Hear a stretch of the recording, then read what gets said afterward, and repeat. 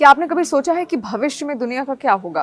क्या प्रकृति का प्रकोप इंसान की तकनीकी तरक्की को चुनौती देगा, या फिर मानवता का भविष्य किसी अनदेखी आपदा की चपेट में आ जाएगा?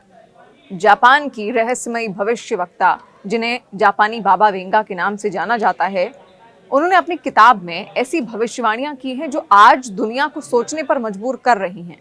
उनकी एक भविष्यवाणी आज फिर सच साबित हुई, जब रूस के सुदूर पूर्व में 8.8 तीव्रता का भूकंप आया और उत्तरी प्रशांत क्षेत्र में सुनामी का अलर्ट जारी हुआ। क्या ये भूकंप और सुनामी उनकी भविष्यवाणी का हिस्सा थी? आइए इस रहस्यमयी भविष्यवक्ता की भविष्यवाणियों और उनकी किताब के पन्नों में छिपे रहस्यों को जानने की कोशिश करते हैं। कौन थी जापानी बाबा वेंगा? जापानी बाबा वेंगा, जिनका असली नाम अभी भी रहस्य बना हुआ है, एक ऐसी भविष्यवक्ता थी जिन्हें जापान में उनकी दूरदर्शिता और भविष्य को देखने की कथित क्षमता के लिए जाना जाता है। बुल्गारिया की मशहूर भविष्यवक्ता बाबा वेंगा से प्रेरित होकर उन्हें ये नाम दिया गया। कहा जाता है कि उन्होंने अपनी जिंदगी में कई ऐसी भविष्यवाणियां की जो समय के साथ सटीक साबित हुई। उनकी किताब, जिसे अब लोग भविष्य का खजाना कहते हैं, उसमें दुनिया के भविष्य, प्राकृतिक आपदाओं और मानव सभ्यता के उतार चढ़ाव से जुड़ी कई सारी भविष्यवाणियां दर्ज हैं।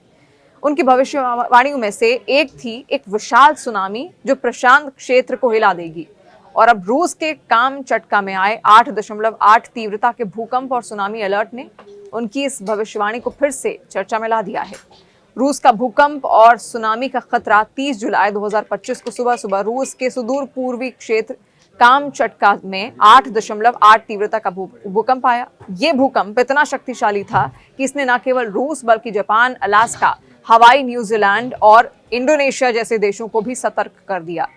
रूस में 4 मीटर और जापान में 3 मीटर ऊंची सुनामी लहरों का अलर्ट जारी किया गया है। जापान ने तो अपने फुकुशिमा न्यूक्लियर प्लांट को खाली करा लिया ताकि 2011 की सुनामी जैसी तबाही दोबारा ना हो।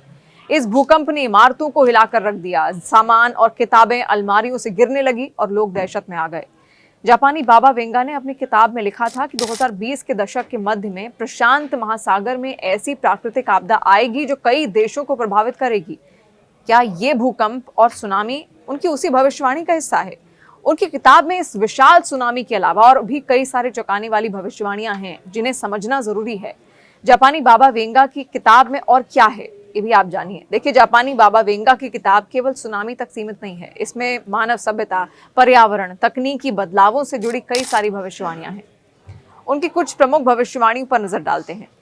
प्राकृतिक आपदाओं का दौर बाबा वेंगा ने भविष्यवाणी की थी कि 21वीं सदी का दूसरा दशक प्राकृतिक आपदाओं का दशक होगा। भूकंप, सुनामी, ज्वालामुखी विस्फोट और चक्रवाती तूफान दुनिया के अलग अलग हिस्सों में तबाही मचाएंगे। उनकी किताब में खास तौर पर प्रशांत क्षेत्र को रिंग ऑफ फायर के रूप में उल्लेखित किया गया है, जहां भूकंपीय गतिविधियां अपने चरम पर होंगी। रूस का हालिया भूकंप इस बात का सबूत हो सकता है। इसके अलावा दूसरी भविष्यवाणी, जलवायु परिवर्तन का कहर। उनकी किताब में जलवायु परिवर्तन को मानवता के लिए सबसे बड़ा खतरा बताया गया है। समुद्र का बढ़ता स्तर, ग्लेशियर का पिघलना और चरम मौसमी घटनाएं दुनिया के कई तटीय शहरों को निगल जाएंगी। उन्होंने जापान, इंडोनेशिया और भारत जैसे देशों के तटीय इलाकों को विशेष रूप से चेतावनी दी थी। तकनीकी क्रांति, ये तीसरी भविष्यवाणी और खतरा, जहां बाबा वेंगा ने भविष्यवाणी की थी कि तकनीक इंसान की सबसे बड़ी ताकत और कमजोरी दोनों बनेगी। एआई और स्वचालित मशीनें मानव जीवन को आसान बनाएंगी, लेकिन इनका दुरुपयोग युद्ध और विनाश का कारण भी बनेगा। उनकी किताब में एक डिजिटल तानाशाही का जिक्र भी है, जहां पर कुछ शक्तियां तकनीक के जरिए दुनिया पर राज करेंगी। चौथी भविष्यवाणी, मानवता का पुनर्जनन। उनकी भविष्यवाणियों में एक उम्मीद की किरण भी है। उन्होंने लिखा है कि 2030 के बाद मानवता एक नए युग में प्रवेश करेगी, जहां लोग प्रकृति के साथ सामंजस्य बिठाना सीख लेंगे। लेकिन ये तभी संभव होगा जब इंसान अपनी गलतियों से सबक लेगा। क्या भविष्यवाणियां हमेशा सच साबित होती हैं? ये भी एक सवाल है। देखिए, जापानी बाबा वेंगा की भविष्यवाणियां भले ही चर्चा में हो, लेकिन क्या इन्हें पूरी तरह सच माना जा सकता है? वैज्ञानिकों का यह मानना है कि भूकंप और सुनामी जैसे प्राकृतिक घटनाओं की भविष्यवाणी करना मुश्किल है। हालांकि प्रशांत क्षेत्र में भूकंपीय गतिविधियां पहले से ही सक्रिय हैं और रिंग ऑफ फायर दुनिया का सबसे अस्थिर भूकंपीय क्षेत्र माना जाता है। ऐसे में उनकी भविष्यवाणी को संयोग मानना आसान है, लेकिन इसे पूरी तरह खारिज भी नहीं किया जा सकता। उनकी किताब में कुछ भविष्यवाणियां अस्पष्ट हैं, जो अलग अलग तरीकों से व्याख्या की जा सकती हैं। उदाहरण के लिए सुनामी की भविष्यवाणी को रूस के भूकंप से जोड़ा जा रहा है, लेकिन क्या ये वही घटना है जिसकी उन्होंने भविष्यवाणी की थी? ये सवाल अभी भी अनुत्तरित है। भूकंप और सुनामी का वैज्ञानिक दृष्टिकोण, वैज्ञानिकों के अनुसार जहां पर 8.8 तीव्रता का भूकंप बेहद विनाशकारी होता है, रिक्टर स्केल पर 8 से अधिक तीव्रता के भूकंप पूरे शहर को तबाह कर सकते हैं।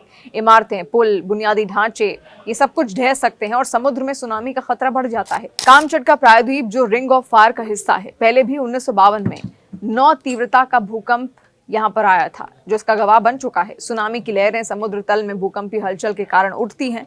ये लहरें तटों तक पहुंचकर भारी तबाही मचा सकती हैं, जैसे कि 2004 में सुमात्रा और 2011 में जापान में देखा गया।